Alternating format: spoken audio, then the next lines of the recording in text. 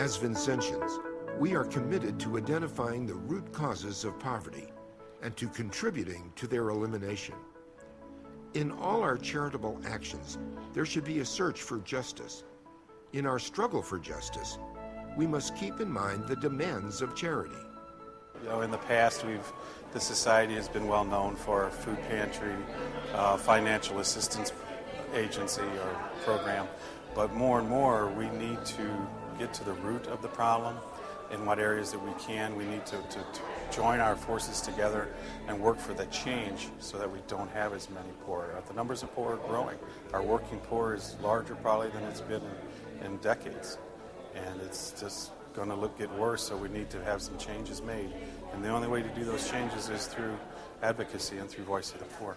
When you are challenged, so to speak, in the city, how much, for example, of a living wage contributes to the lack of the poor to progress on their own, and how these deals, so to speak, conflict with, say, management and labor sometimes, and what areas in the civil arena or political arena is necessary to even work in those areas to bring about justice, because only when we have justice will we actually have peace.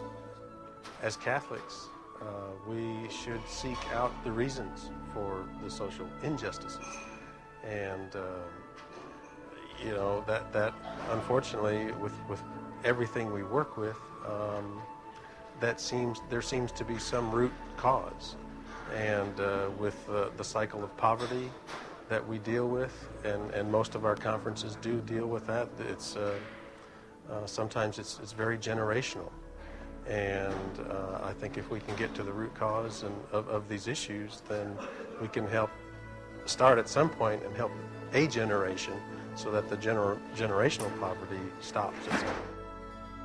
Local conference member is beginning to realize more and more that it's not just enough to give the direct service, but that we need to look at what are the causes of the poverty that our people are encountering and to try to do something about that. So already the ripple effect is out there to try to do something with local government and to try to speak, because we have the stories. We have the stories of those who are poor, and we can share those with our legislators.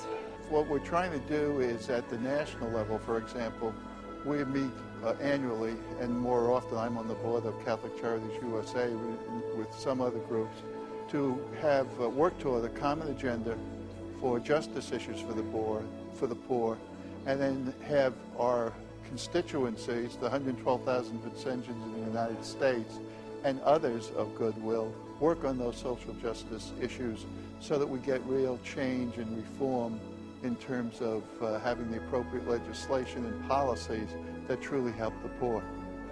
Through those connections, we also can reach out to other people of good faith, and it's been my experience that when working with 40 other major congregations in the United States, leaders of them, we've come together last year on common issues, and there's agreement. And so that is can be a dynamic force to get true change.